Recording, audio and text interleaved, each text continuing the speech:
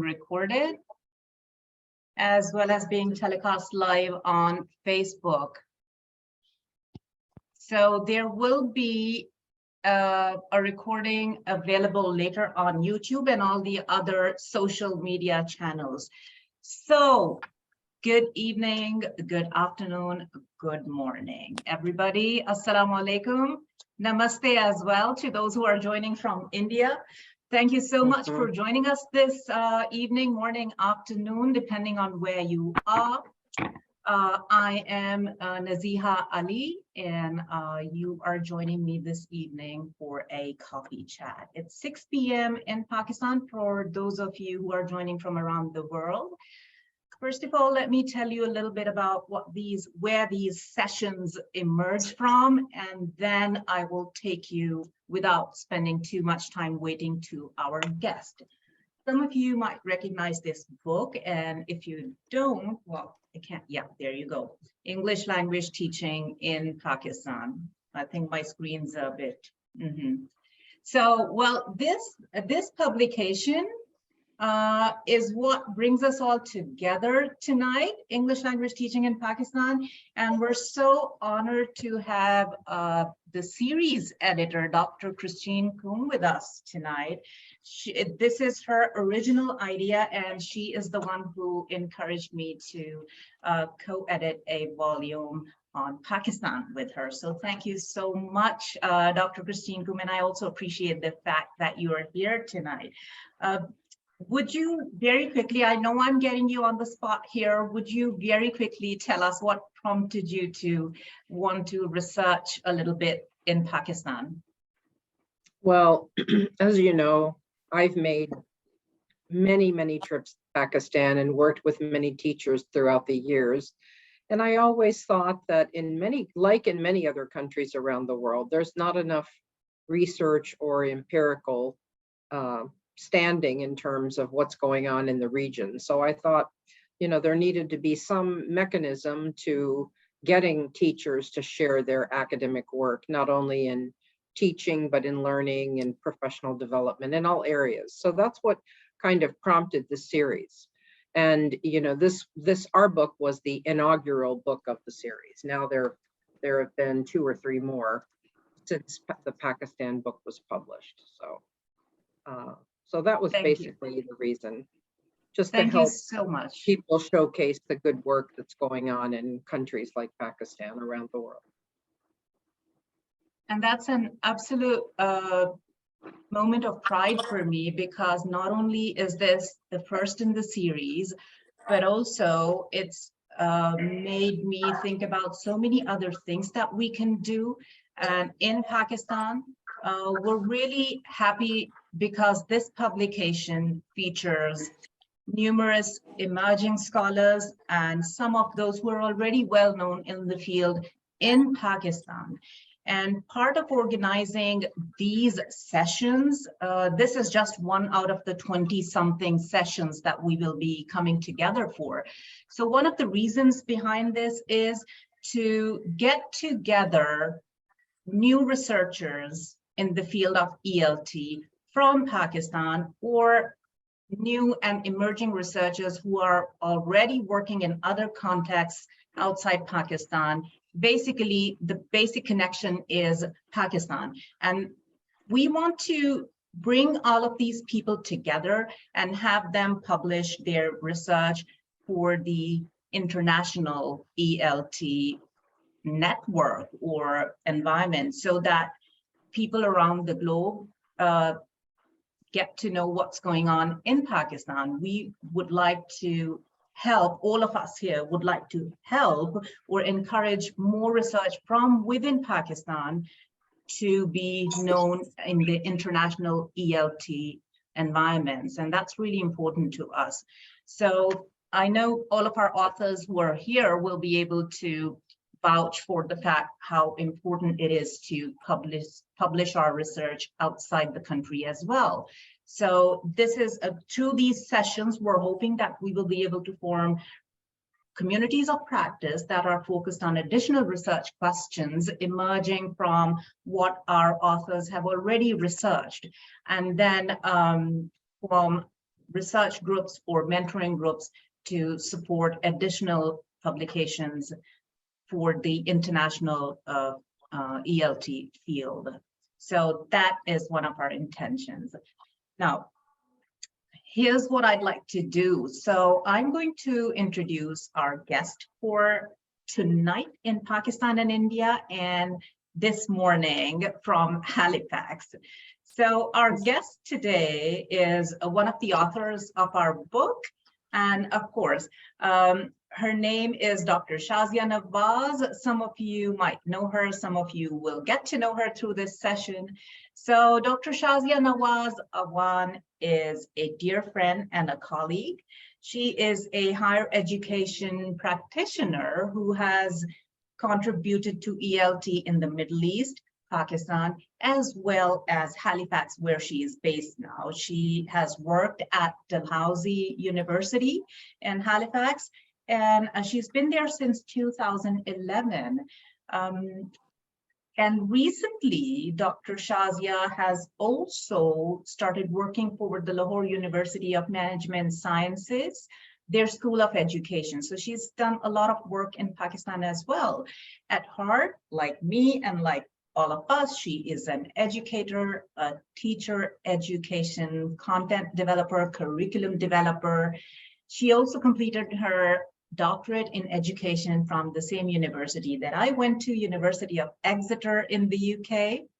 And her research and professional interests are focused on teacher education, adult learning, intercultural understanding in education, international teaching context, comparative and international education, content and language integrated learning, and culturally responsive, equitable, and inclusive pedagogy.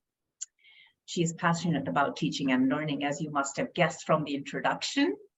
And we are grateful that she's here with us tonight to help us form additional communities of practice focusing around her topic, teacher education and English as a medium of instruction in Pakistan. Thank you for joining us this morning from Halifax, Dr. Shazia. Thank you very much for such a kind introduction. And yes, I'm very proud of these relationships that I've made over the years and that have now brought me here. Good to see you, Christine, and good to see everyone who I have known before. And I would really like to get in touch with those who I didn't know before, and probably they'll get to know a little bit about me today.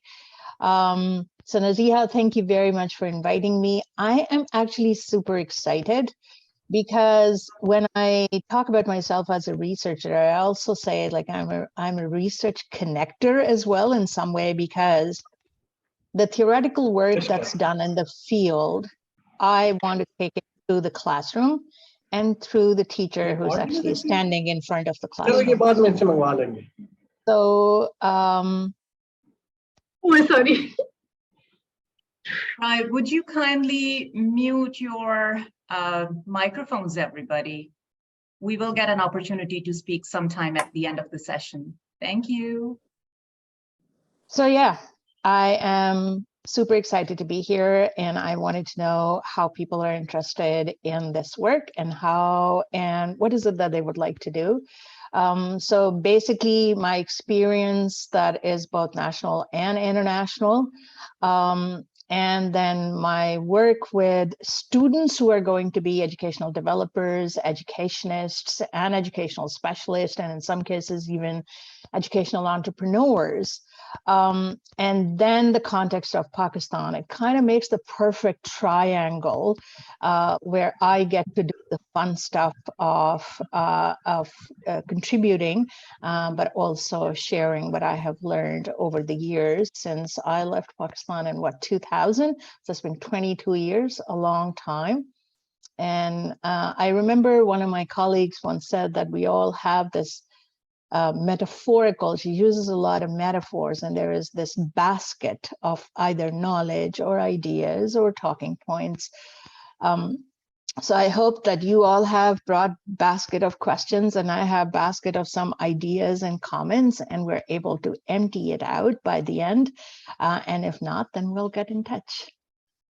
Thank you so much. And I'm really hoping that by the end of this very first conversation, we are able to generate a number of new research questions from amongst those who are participating, form new collaborations, and perhaps new communities of research and practice.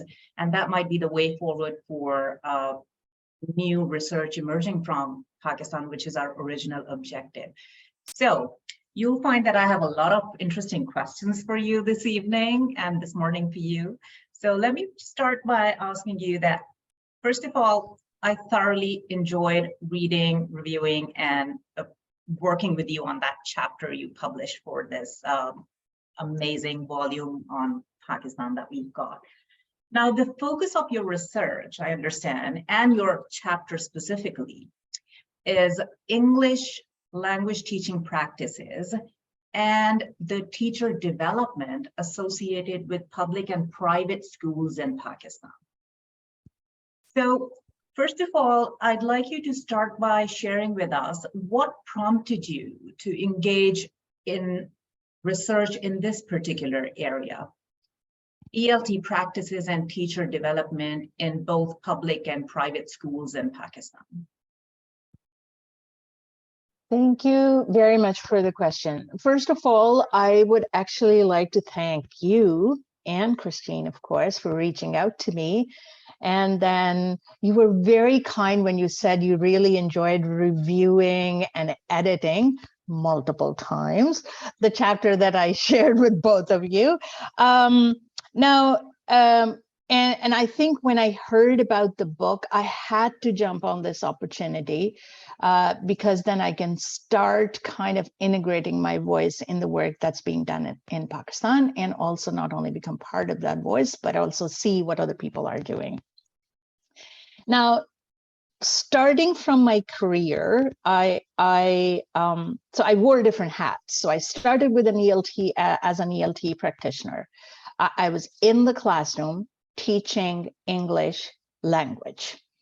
And then teaching English language in different cultures, as Nazia mentioned, I taught in Pakistan, I taught in the UAE, and then in Canada. And then my students kind of changed as I changed context as well. So I started working with from local students to international students to multinational students to have that diversity of fields and subject areas as well. And it gradually happened that I felt that the focus is more on teaching and probably not the teacher as much. So somehow I wanted to be able to shift that focus from content to the very important person who's standing in front of the classroom. And that brought me to it. So I worked with the Faculty of Open Learning and Career Development at Dalhousie, and I was fortunate enough to have to be able to work with kind of other colleagues who worked in ELT, but also in EMI. So EMI is English as a Medium of Instruction. And specifically, I think the context of India and Pakistan and in the region, we are aware of this, this pedagogical practice. But yeah, to answer your question, Nazia, it was mostly on working on teacher identity, who the teacher is, why she actually comes and start teaching English, how she teaches it, and how it benefits the student from beyond the classroom.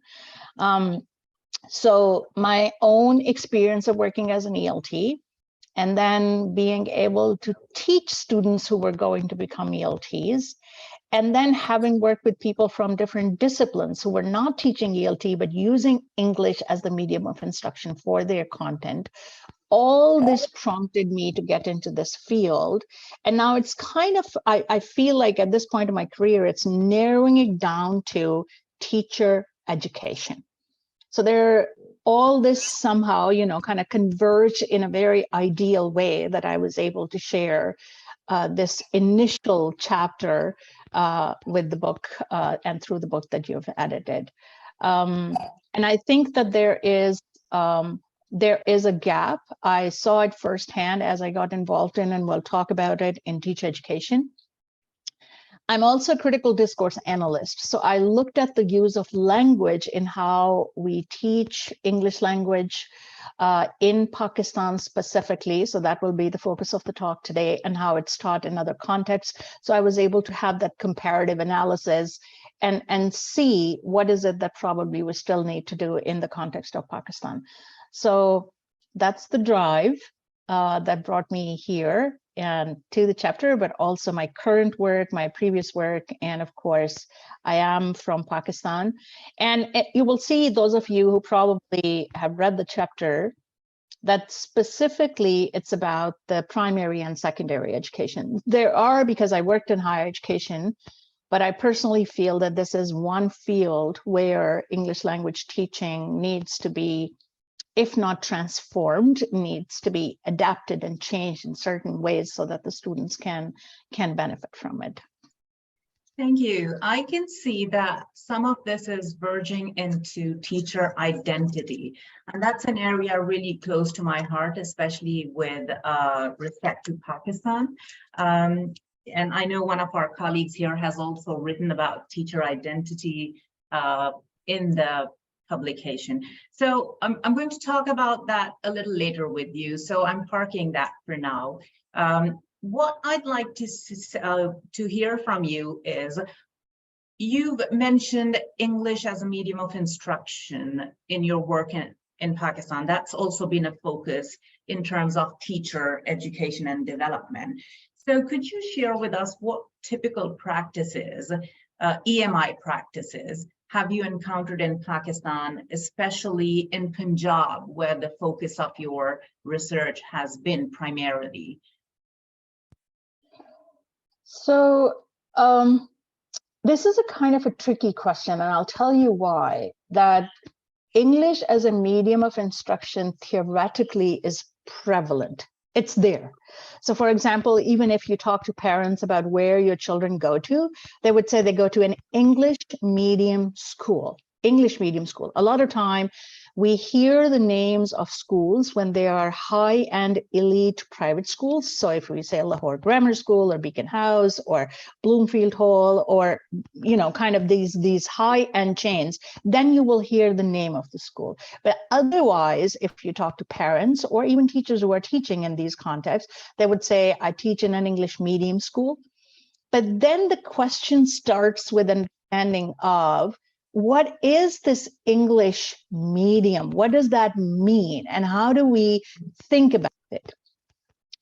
So the way the English as a medium of instruction is taken generally, and you wouldn't, the challenging part is that there's not a lot of work that has been done on this. And when I started writing the chapter and researching different kind of published research, I didn't find a lot of things that I could use as a reference other than some work that's done on ELT and not, so English language teaching, and not ELTs, English language teachers in the field. So anyway, one of the practices is that the content is in English. So the textbooks, so for example, if you're studying science, if you're studying math, in some cases, even there is within the Islamic studies and the social studies or civic studies subjects, they're published in English. And then there is English as a subject, not as a language, but as a subject. And then it's, kind of, so this is the first kind of identifier, that the books are all in English. And then we come to, so we're still talking about the content. We have still not get to the point of medium, because the idea is that the medium is something that helps you communicate. So it's what the teacher does when she stands in front of the classroom with that, let's say the textbook or the teaching material that she has, and then with the kids. How does she communicate that? So how much and how does she use English as a medium of instruction? And we wouldn't see that quite much because there is a lot of literal translation going on inside the classrooms. So the second thing is this literal translation. And the third thing is, so this is called sort of on the pedagogical point. So we're talking about content, we're talking about this literal translation that's going on. And then the third thing is that the assessments themselves are made in a way that they assess the, I wouldn't say understanding, but the memorization of the content and not it itself, kind of the language aspect of it. And all this is going on while under kind of the umbrella of EMI. And then there is the second context, the elite private schools, where the teachers speak English, where the kids speak English. In some cases, probably in the corridors, you will see these notices where they say, do not speak any other language than English. Teachers are sometimes even rebuked if they get caught speaking any other language than English in the classroom. So there is this hodgepodge salad of understanding of what an EMI context can be. And if we put them on the spectrum, the public schools or the low end or the middle order schools are on the one end, and then the private schools are on the other end. And then there is this kind of, in Urdu, I would call it, kind of the tug of war, the rassakashi that's going on between, oh, you can do this because you have resources and I don't. Or you have very bright kids. So I'm getting into students as well. But that's the thing, that EMI is there, but I think, and I would say that very respectfully, that we haven't been able to figure out what EMI actually is and how that can be practiced pedagogically in the classroom. And is it needed? If you're not happy with it, are there other alternatives that we can go for? And the third thing is about policy. So there is this policy in schools, but also government policy about using English as either a medium of instruction, for example, in charter schools, or hiring teachers. So for example, when you look at some of the job ads, you would see that the teachers speak English proficiently. So yeah, so there's this not a lot of clarity. There is a lot of confusion around kyun hai ye English medium? Why is it English medium, right? So Shazia, this is making me think about something. I know you've worked in different cultural contexts or geographical context, so to say. So is this practice typical of non-English speaking countries, or do you think this is very South Asian? I'd like to use that phrase instead of Pakistani, because at some point in history, we were all the same. So is that typical of non-English speaking countries? So the quick answer would be no, because it's practiced in with these kind of the challenges that we're talking about in other contexts as well. So for example, having worked in Chile, but I worked directly with the professors who were teaching in the classroom, in the university classrooms. I worked with a colleague on a project in Mexico, in Leon as well, where we were working with the teachers who were using English as a medium of instruction. And they had all this government policy on them because they had this 2030 plan of education and such. I think it's why we see more so in the Southeast Asian region is that English became part of the instruction after in a lot of colonized states. So the ones that were British colonies, to understand knowledge, that was kind of one of the practices that was, kind of implemented. And then the other thing is that it was that the the textbooks were being published in context where English was used as a first language. But quite surprisingly, I think that even here in Canada, so English and French are the official languages. There are specifically English speaking provinces as well. So we have a bilingual province, and then Quebec is completely French speaking province. And then there are English speaking provinces as well, or where English is actually the main official language. English is not taught as a language. And if it's taught as a language, then we will see that there is this idea of policy, the idea of kind of the features of English as a medium of instruction. But if we look at the definition, it mostly fits in the contexts where English is spoken as an additional second, third, fourth language rather than first language. So to answer your question, yes, I think that these gaps and problems occur in other non-English speaking contexts as well. I know firsthand that it's also in the European contexts, and even in Central Asia, which is not spoken as a first language, in the Middle East, but they are slowly adapting and adopting because students actually travel to English-speaking contexts, and also, you know, kind of English, this kind of the social power of English language and be able to study in that environment. So yeah, these challenges are not, I mean, we shouldn't think that Pakistan is the only place where this confusion is. It's in the other contexts as well. One thing that makes them different from probably the European and the North American contexts are that the work on teacher education, they're far ahead of us in preparing and equipping their teachers to be in that context and environment.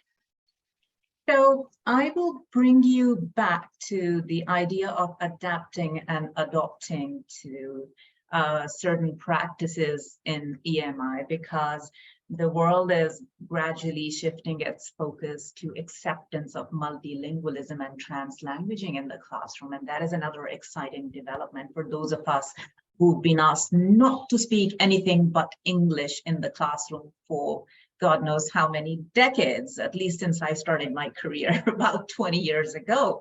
So for the moment, I'll try and shift your focus back to teacher education, because that is what you started talking about initially. Now, you do have a lot of experience contributing to the continuous professional development of teachers in Pakistan in the EMI context, with that in focus. Do tell us about some of the initiatives that you were involved in, and you know, what stands out in that work. So for about 2 years, almost all through this COVID period, I worked with other professionals from the United States, from the UK, from Pakistan itself, and then me. We worked on a project for higher education, and the project was called NFDP, National Faculty Development Program. It is actually still going on. It's a World Bank funded program, and it's huge in that I think for the first time, for a selected group of professionals, pre-service teacher education or teacher training is mandatory. So right after completing their doctorate, students get into a rigorous 4-month teacher education program I, with these professionals from around the world and around the educational context who have, like Christine, worked in Pakistan extensively. I think Steve talks about his 1920 trips to Pakistan very proudly. Steve Burian from now University of Alabama, an engineer by profession, but very much interested in educational development in Pakistan. But anyways, so we worked with that. And that was a pre-service teaching program. I have also worked with, probably there are some colleagues where the Higher Education Commission had a program of teaching or training the trainers. So preparing, kind of having that cascading effect of, we were 5, 6 of us who developed the program and the content for the program as well. And then now there are more people who are working with this program and taking it along. And I know, like, sometimes there are these very mechanical programs where you get funding and then you have a certain period and then you have certain parameters to develop the program. But I think that that program, the way I gauge success in that is that it became a little crack in that darkness where we could, and darkness I'm not using in any way in a negative connotation, but just in that area, it was like a small crack that let the light through, where students started understanding the importance of teacher education. And of course, the continuous professional development in some cases, because the teachers, the student teachers, they were coming from different contexts. In the beginning, there was a huge pushback against, I have a doctorate, why do I need to study on how to teach? Give me my book because I am the subject expert and I can teach. So for us to be able to make that connection between, yes, you are a subject matter expert, but are you a teacher as well? Would you be able to teach that? So that was really challenging. I have worked with, right now I'm teaching a course with LUMS, and it's specifically on teacher education, but also looking at critical perspectives from comparative education points of view. And I just had yesterday and on Friday, I had meetings with my students, and there were wonderful kind of ideas that are coming out of it. So I feel like there is a hunger and a thirst for, in most cases, tell me how I can do it. But we're looking for quick fixes as well, which is sad, but you know, that's kind of the part of the story too. And yeah, so these were all wonderful experiences of working with these future teachers remotely, and then kind of at the provincial level as well. We did a huge program with the teachers in the KP. That was also through Higher Education Commission. And that was also about the fundamentals of pedagogical practices. But yeah, as I said, you know, we're still kind of looking for quick fixes, which are fine. We can still go for quick fixes, but I think some of us need to step back and see how we can make connections between all this, what's being done in the context of Pakistan. Yeah, that's really interesting to know firsthand coming from you, since you were in the context. And I can see some amazing questions popping up. I'm saving them for at the end of our coffee chat.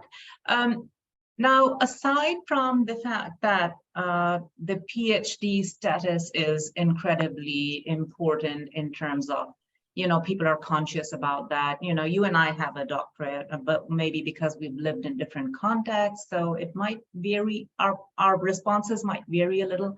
So aside from that, and aside from the fact that people were, we as a nation generally look for quick fixes because you've got to get to the end point, you know, that's our human nature here. What sort of other limitations stand out in these projects that you engaged in Pakistan? Where do I start? Okay. Yeah, I mean, is there Um, perhaps yeah, one limitation that yeah, really stands out to you aside yeah, from the status and the fact that we do look for quick fixes? We're all guilty yeah. of that at some stage. Yes. I think, and again, this is a bit anecdotal, but because I've been working with these professionals for the past now over 3 years, I feel like there's a lot of prescriptive behavior. It's like, here's the prescription, apply it, and you will be successful. And then the teachers take those prescriptions to their classrooms, and they think that if it worked in context A, it should work in context B, without having to look at who you are teaching, where you're teaching, what your outcomes, objectives are, how you have negotiated it with your students as well. And that's why, because I think I'm digressing a bit, that the students have this additional evening tuitions because the students' objectives and what's happening in the classroom, it doesn't align all the time. So one is that people are looking for these prescriptions. Give me a handout, give me kind of a remedy, and then I'm gonna go and apply.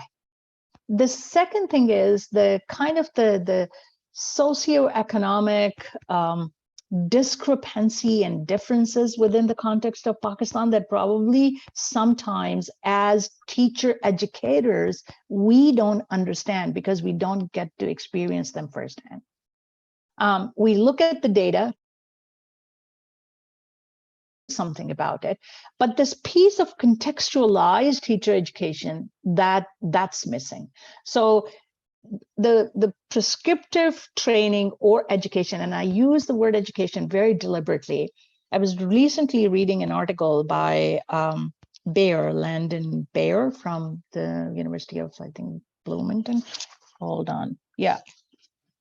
That teachers need to, how do they become students? Like a teacher is a learner as well. Traditionally, we think I am equipped. I did a B.Ed. I went to an educational college or school. I don't need to learn anything because I've done it before.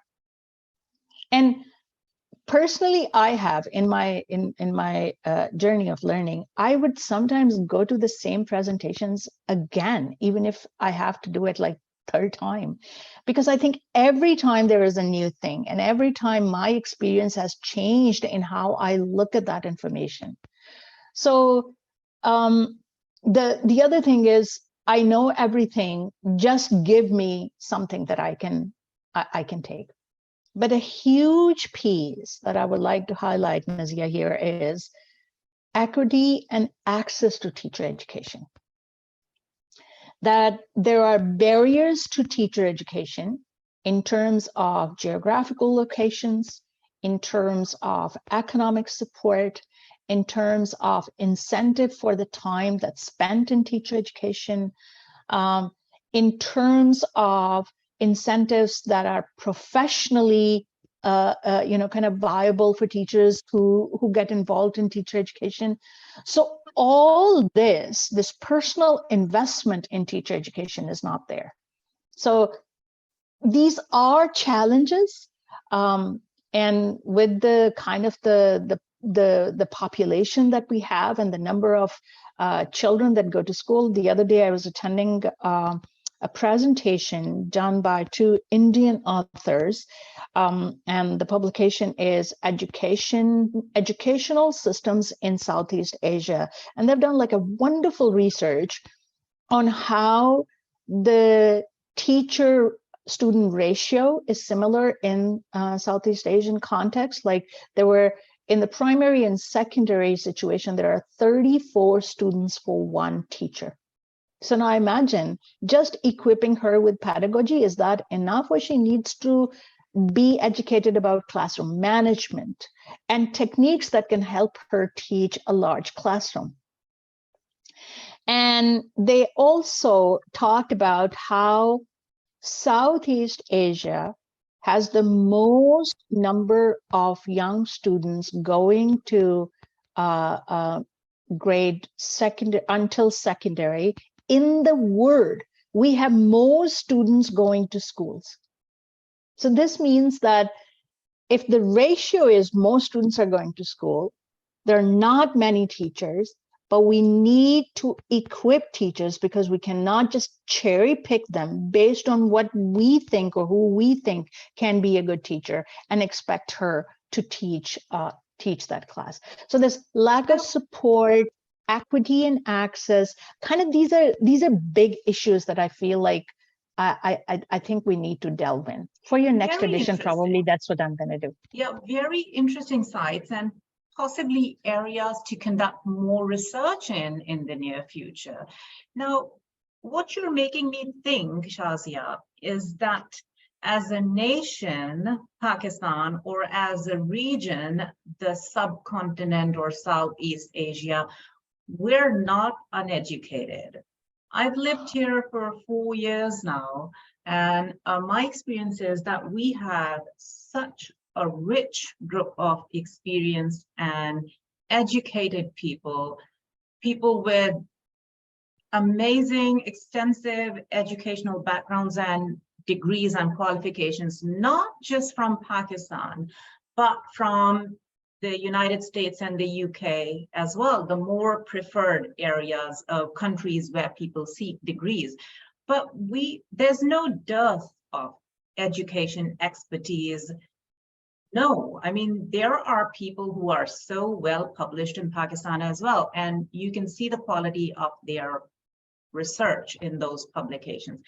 So what is the reason we lack EMI or ELT training in these regions or in our country? Why are we still struggling with that? Yeah, that's an interesting question. I'm going to go back to that session that I attended, and I would love to share probably the Google folder that we are creating. I would share the link to the book. Of course, not the book, but kind of the title of the book. One thing they talked about was movement in schools of teachers. So for example, we have teachers who've been working in the same context for over 30, 35 years. And in some cases, teachers have not even changed schools, let alone kind of, I'm teaching now in a different school in the same area. And the reasons could be different. So I think one reason is that people, when they get into teacher education, they think that now I have a secure place and I don't want to move from here. And I think that there needs to be this supportive mechanism for teachers to be able to kind of collaborate, contribute. And one thing that COVID has taught us is that the world is now closer than ever, and we have ways of connecting teachers and classrooms as well. So one reason could be this kind of contentment, but in other words, a little bit of lethargy as well. It's like, I have a job and I don't need to do it. So that reason. The other thing is that I think the way English is taken, specifically in ELT and EMI, the way English is taken, it's very culturally charged. We're not thinking of it as kind of that body of knowledge. We don't look at physics like that. We don't look at biology like that. We don't look at kind of, chemistry like that. But for English, somehow, we feel like that there is this cultural kind of, battle going on. Can I teach English if am I saying the word with the right accent, not pronunciation, accent? How do I translate this? So it's kind of the identity with the English language is kind of one of the barriers to implementing this model. And one of the things that I have proposed in my chapter is that if English language teachers could work with subject-specific teachers, for example, STEM teachers, even math, kind of science, and they teach collaboratively, and they kind of marry this idea of language and content successfully somehow, so that English is not just kind of, this attached to some westernized ideology, but it's part of all the systems of knowledge that we are sharing with our students in the classrooms. So I think that's the reason that we separate English. So I think if we integrate it, then it will help us kind of construct that EMI environment where language doesn't drive the content. The content kind of helps and supports the language, if that makes sense, It does.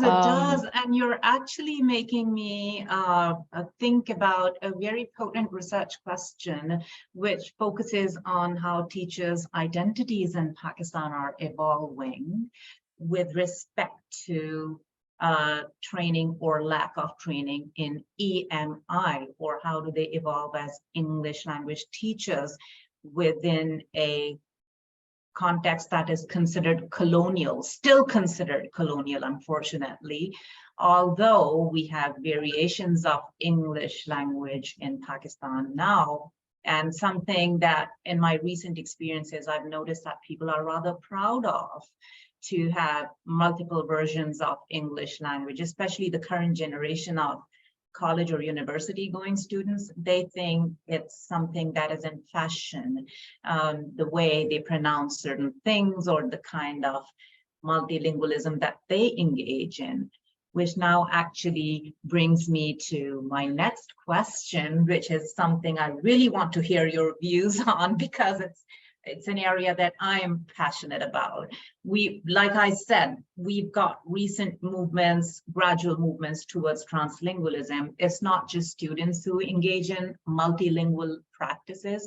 It's also teachers within the classrooms who are not to be seen speaking in another language in elite private institutions, but at the same time, the way they build rapport with their learners in the classroom is by engaging in translingual practices or by using multiple languages. And I am 100% guilty of doing that, because fortunately I do have command of more than one language, including my mother tongue.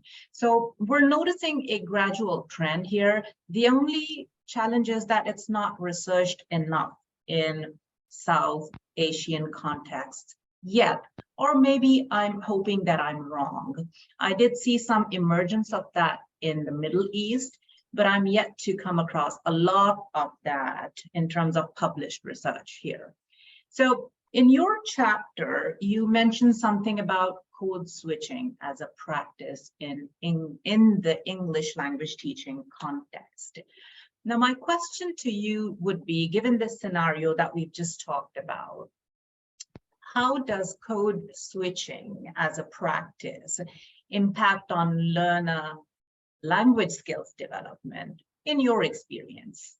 You can tell us about your experience in Pakistan, you can tell us about your experience with learners in Halifax or in the Middle East, but how does code switching as a practice impact on learner language skills development?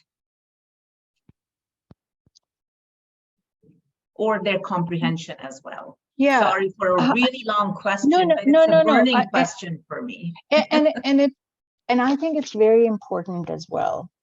When I was reading about translanguaging and code switching for this chapter and later on as well, and specifically when I am teaching in the context of Pakistan, or even in the Spanish-speaking context that I worked in, I kind of stepped back and I was like, okay, do I need to look at the use of language in teaching and also in practice as a teacher, or I need to read a little bit more about it? So for example, I think that when we start accepting that there is a science, there's a full-on science behind language, the physiological science. There are two language centers, in our brain, and that's in our left side of the brain. Now, there are these very natural codes of language in our head as well. The language that we hear when we are at home, the language we hear when we are watching TV, and I'm speaking from the perspective of a young child, the language that my teacher speaks when she is in the classroom, and the language I use to communicate with my friends. And then in the Pakistani context, there is a fifth scenario, the language that I use when I communicate with people who are actually, kind of working around the house. And imagine this all hodgepodge of different languages in the brain of a child. And then we somehow expect that the child should decide and be able to come up with the best choice in the context that he or she is in. So one thing that I would like to kind of bring attention to is that we need to understand the use of language and the teaching of language as a science. The other thing is about this allowance that you are talking about. So when we look at code switching is more of an ability. It's a practice, very common in English as an additional language speaking context, but more so in the Southeast Asian context, in India, in Pakistan, in Bangladesh, in some cases in Sri Lanka as well, in the Spanish context that I worked in as well. Probably not more so some of the European background folks and colleagues and students that I work with, that this is the ability to be able to use the language to code your conversation when you feel comfortable doing that. So just like you, Naziha, people who speak more than one language, probably 3 or 4 languages, in one conversation, they can seamlessly carry on the conversation by using these different bits and pieces of language. It's coherent, it makes sense, it communicates the idea, and it gives you the content that you are looking for as well. So there's a full-on efficient communication happening. Translanguaging, I think, is more of a pedagogical practice. So now, how does the teacher allow this in the classroom? So for example, if she asks a question, and now the students left side, the 2 language centers, they start working and they're like, okay, I'm going to formulate the answer. And when she asks me, this is what I'm going to say. Now, if the teacher allows the student to make a kind of an acceptable answer that the student is able to communicate, it does not matter how they use that language. So they should be allowed to. These notices and notifications from the schools need to be taken away, I think, which say only use English language, because I think that the diversity of ideas that's going to come through, that would be humongous for both teachers and for other students as well. We're going to learn this because I worked with Pakhtun students, and they actually tell me, they would say, language is very important to us, Shazia. We want to express ourselves in our language. And when we talk to each other, we discuss ideas better when we use this language. So I was like, okay, I'm going to allow you when you're working in groups to discuss in whichever way you could, and then kind of formulate your answer, take notes. But when you are talking to the class, you have to keep in mind that not everybody speaks Pashto or the specific dialect of the Pashto that you are. Then you should be able to express your ideas in the language that's understood by most. And sometimes I heard students would say, oh, and what it's called in Pashto, and then they would put a Pashto word, and then somebody would help them and would say, oh yeah, that's what it's called in English. So there is a full-on construction of idea through trans languages going on. So I would really, really encourage those of us who teach students who speak other languages, that they're able to construct the knowledge and meaning using the linguistic part of the brain that's active there, and try not to, because our job is to remove barriers and not to create them. But at the same time, help them develop language so that they are able to do it. And if the teacher encourages it, I think the environment actually becomes fertile for students automatically. It's right, yeah. So I've had similar experiences, and I'm not sure who enjoyed that more, my students or myself, but it was a great deal of fun though. I ended up learning a lot more myself, which prompted me to research that area. Now, one of the reasons I feel that we do not propagate these practices, or institutions are reluctant to do so officially, is because it seems to contaminate the pristine private English medium institution image. And therefore institutions might not be seen as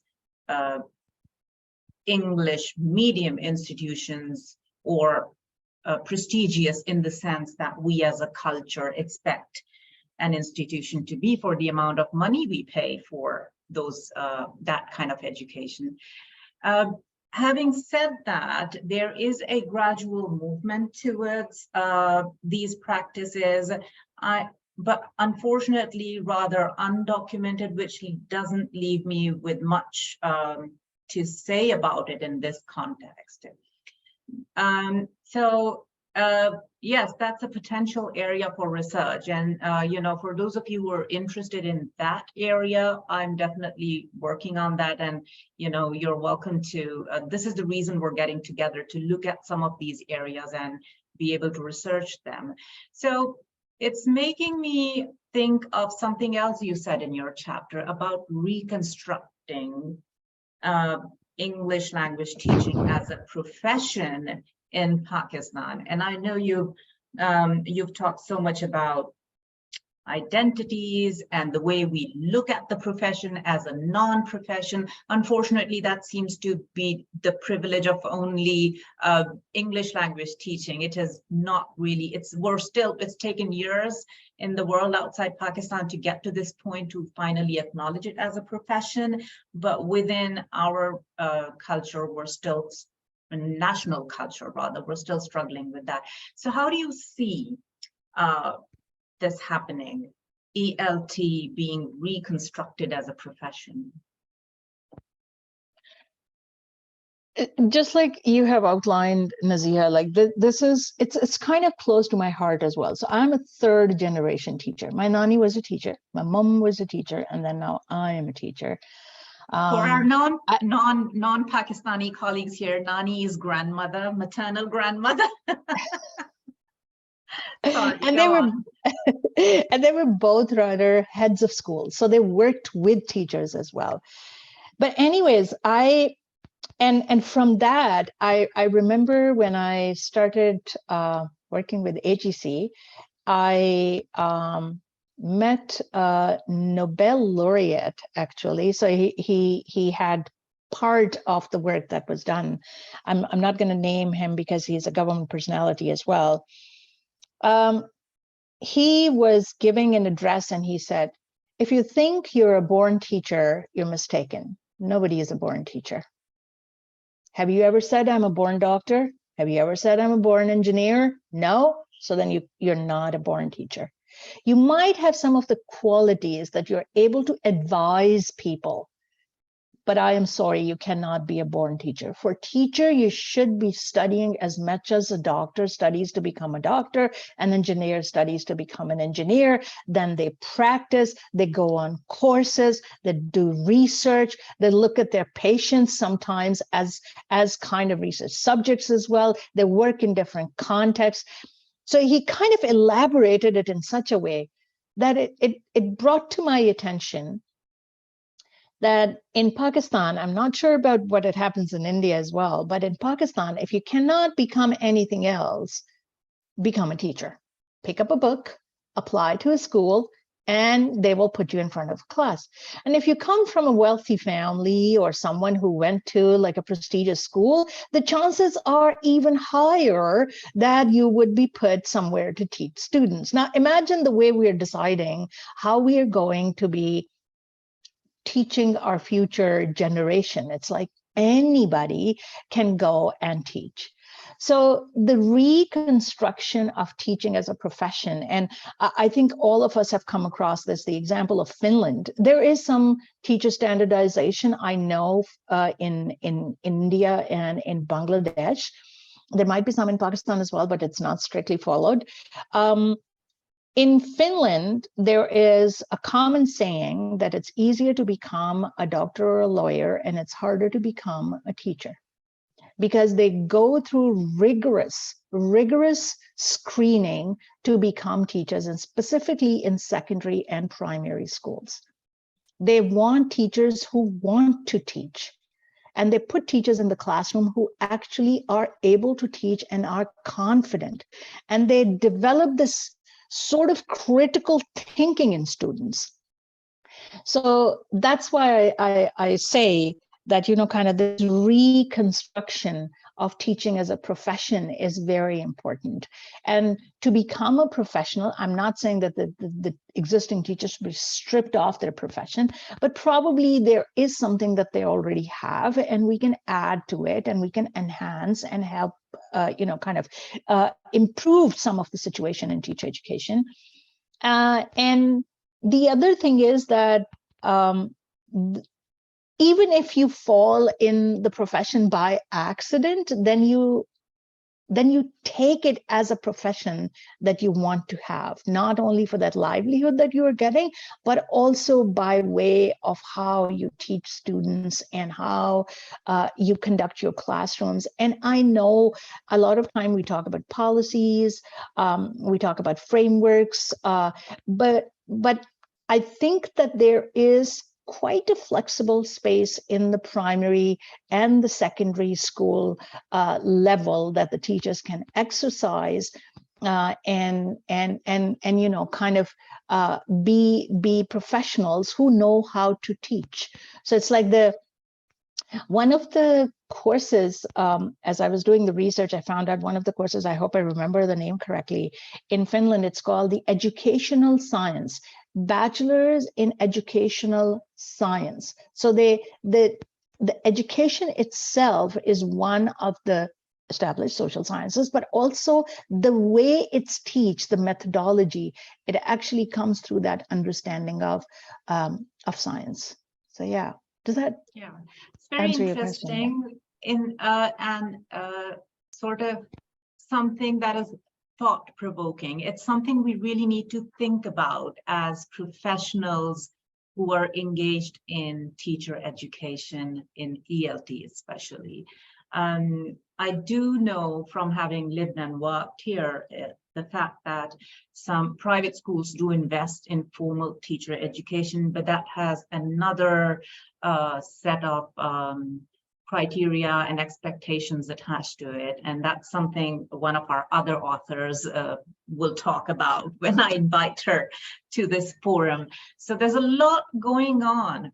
And I think this last 1 hour has left us with a lot to not just process, but also to think about in terms of what do we want to do about things in terms of English as a medium of instruction and our profession, ELT. Now, because we've crossed the hour mark, I'm going to now bring up some of the questions that you might want to give time to, because I noticed that there's been a lot of activity in the chat box. So I've taken screenshots of questions for you. So one of the first ones is from Uzma, and she asks, do you think that our assessment pattern does not give us space to teach English as a language? That's a very important question. I believe she would like to hear your views on that. Assessment, our assessment pattern, the way it is now, does that not give us enough space to teach English as a language? Yeah, I think, Uzma, you're right. You're right that this is one of the reasons that assessments, because correct me if I'm wrong, a lot of times in the Pakistani context, from my personal experience, I've seen that we teach to the test. So it's like, if you remember, we talk about, this is what's going to be in the exam, so prepare these questions, right? So this is a very non-critical, I don't know what the drive is, but it's like economically driven way of education. Specifically, the kind of the threshold grades. So if you're moving from grade 5 to 6, or you're moving from 8 to 9, or you're moving from 10 to 11, or 12 to a professional college or a university.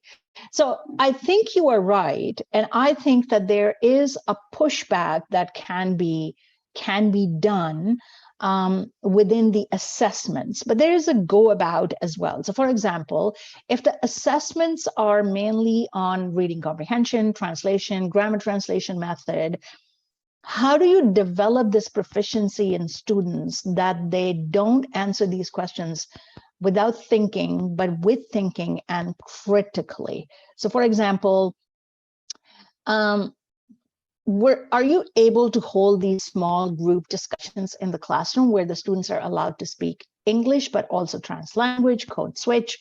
For whatever reason, I saw someone's comment, and probably it was someone's comment about code switching because the language proficiency probably is not there, which is a good way, because we use resources when we don't have. So we use our first language, or the language that we are proficient in, as a resource and as a resort whenever we are unable to kind of make the connections. So I think in classroom activities, the classroom activities probably would help you add that element of language to your teaching without worrying about the school assessments. So even if it's grammar translation, can you create activities and discussions in your classroom that help students listen, write, read, but also to be able to speak about that matter as well? A lot of speaking that's happening in the classrooms is about communicating needs. Can I go to the washroom? Can I drink my water? Can I stand up? Can I raise my hand? So it can be beyond that, and you can start integrating content too. I remember when I was little, my mom was a teacher. When I was little, a lot of times when we were driving by, she would ask me to read the billboards. But it was not just reading. She would ask me, what part of speech is that? Is that a verb? Is that used correctly? Is it a complete sentence? I remember that she would do that to me. And then I had this habit, which my Nanaji, my grandfather, did not like, because he was also always like, she's a girl, and when she walks on the street, she starts looking at the billboards and reading them. So that another social aspect of how a girl can actually learn her way up or down. So yeah, I think as a teacher, think about how you can create those opportunities in the classroom. I hope, Uzma, that helps. And I know I'm putting a lot of responsibility on you, but you can co-construct it with your students as well, you know? I think I can really relate to that, because in one of my research studies, in a Pakistani context, almost all the teachers, in response to that question, said, we don't have time. We have to prepare the students for the board exams. So, well, that'll open another Pandora's box. So I'm not going to discuss that in detail, but that is something that has stayed with me for a very long time because I teach as well, and it's a lot of extra effort, but we do what we have to do. Our next question is from Fayaz, and he asks, is that confusion about using EMI because of lack of teacher training institutes, or in other words, lack of opportunities where teachers can get trained in language teaching? And I assume, Fayaz, you mean English language teaching, because that's what the discussion is focused on. So, yes. So, would you like me to repeat the question? Is the confusion? Oh, yeah.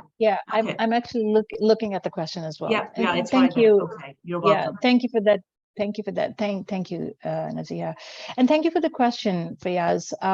And I agree, when you were talking about the social ladder aspect, I was thinking about the social aspect of English language and its connection with the culture, or disconnection. It's like, I remember a lot of time when I'm in the Pakistani context, the people would say, oh, you teach in Canada, or you teach students to speak English, so you don't know how it happens here.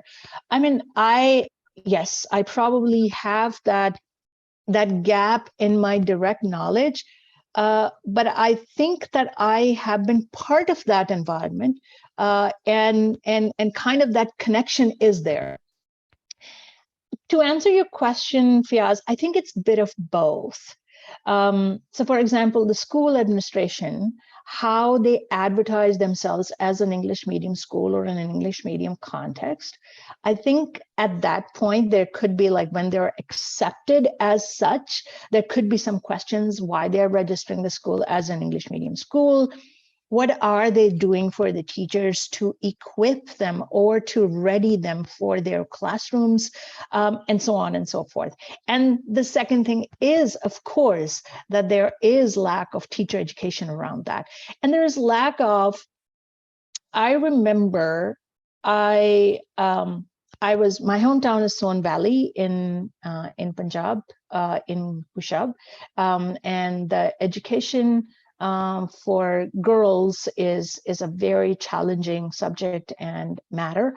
So I was talking to a few teachers. I was there in the summer break, and I said, we're going to read articles. I'm not going to tell you how to teach, but we're just going to read articles. So, and then they looked at articles, and they were like, oh, this is so long. So, and that was my mistake.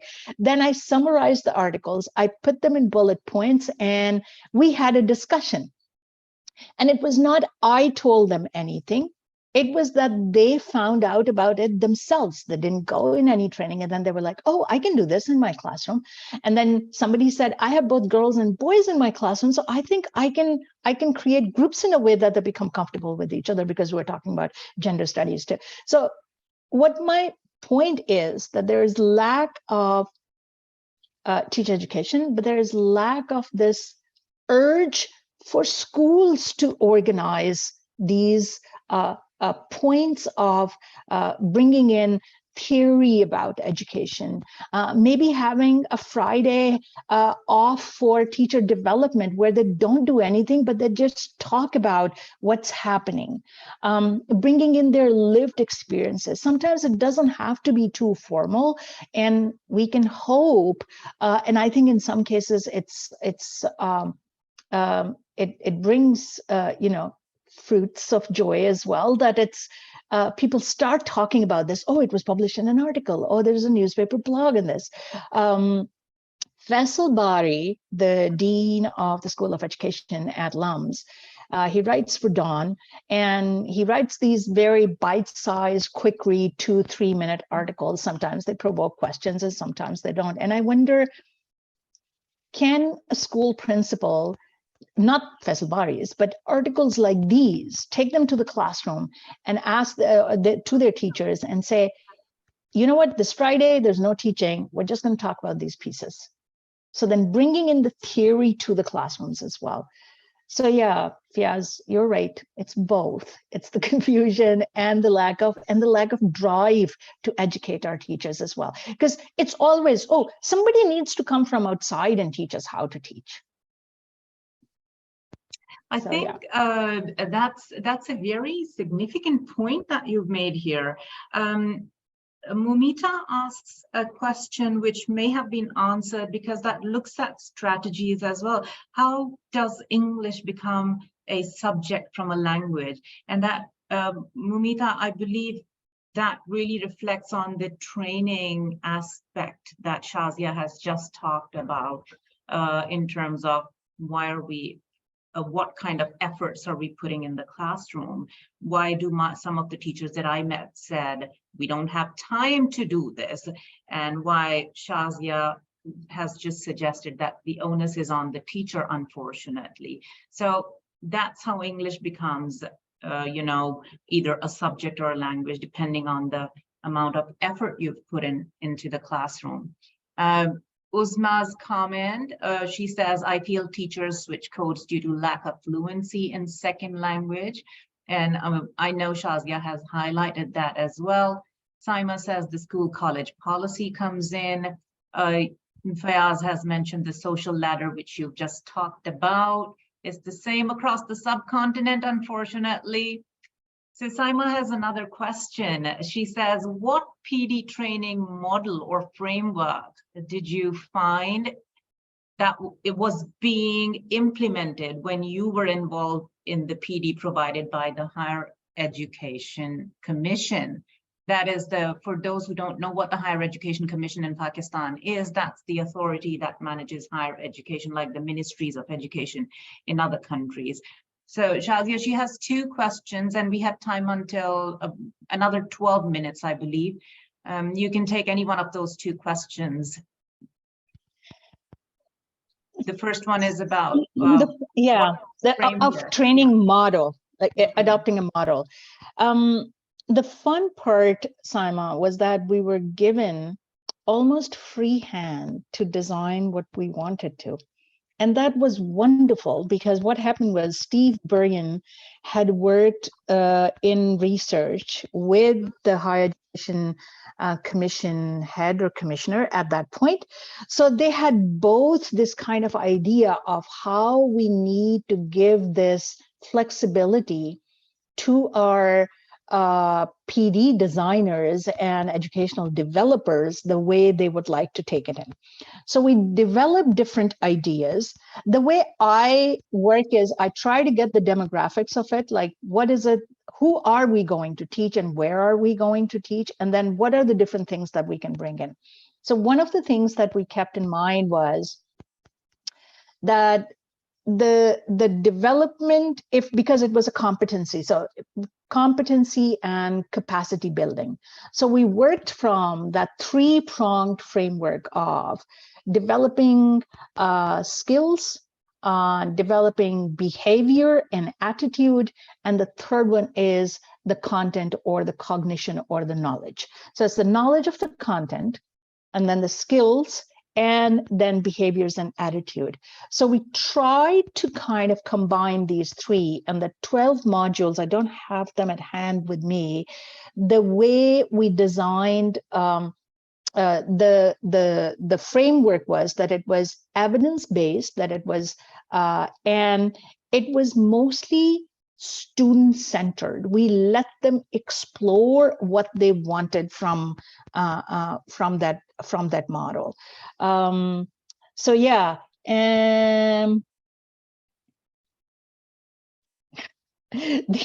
only measures I can think of is that there is a lot of quantification. It's like quantify, because in the end, when you look at these data charts, it's like HEC has had a successful year because they did more than 700 trainings.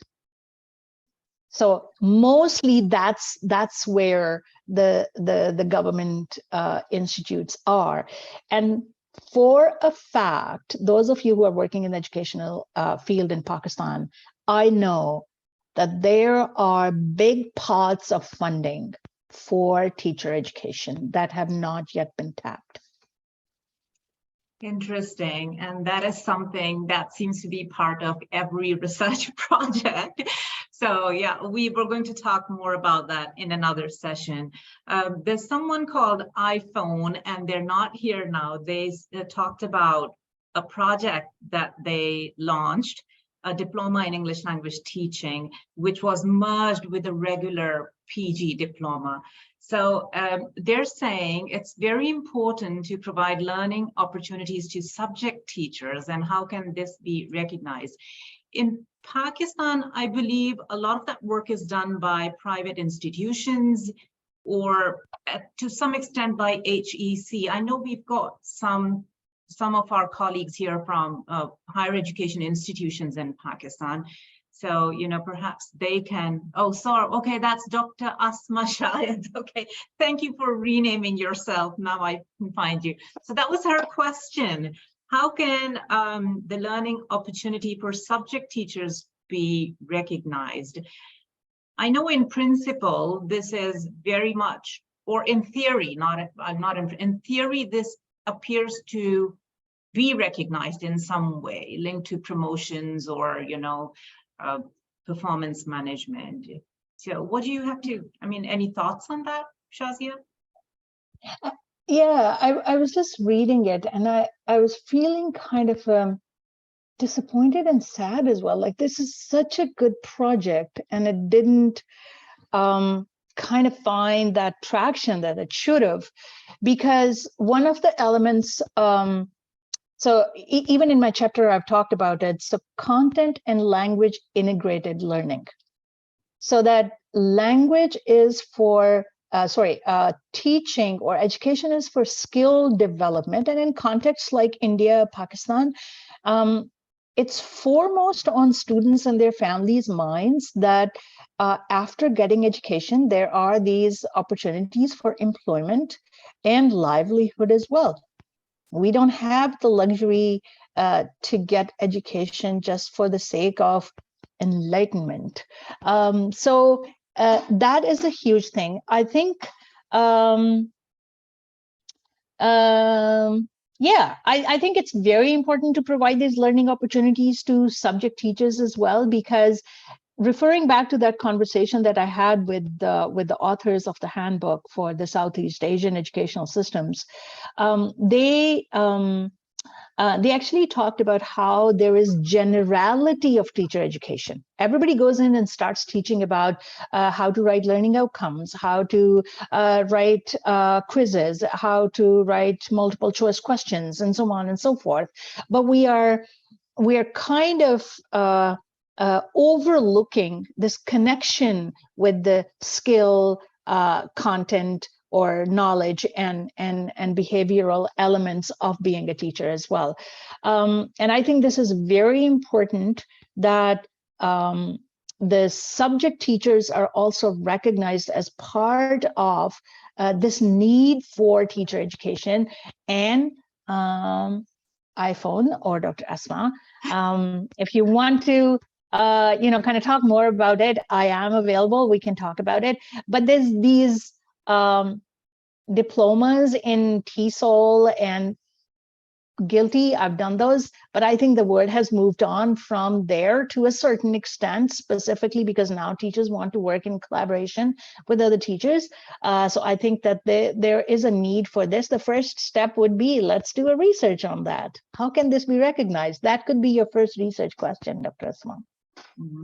Thank you so much, Shazia. Now I'm noticing that the arena is getting hot and we're getting a lot more questions now.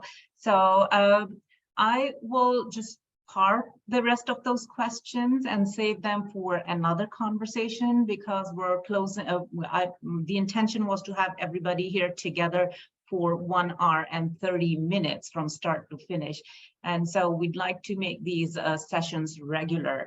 Now, one of the objectives, as I mentioned right at the start, was to engage in conversations like these with the authors of our lovely publication, so that we can consider focusing on additional research questions, perhaps in terms of, maybe for those of our colleagues who are involved in higher education degrees, perhaps doctorates, or generally for publication.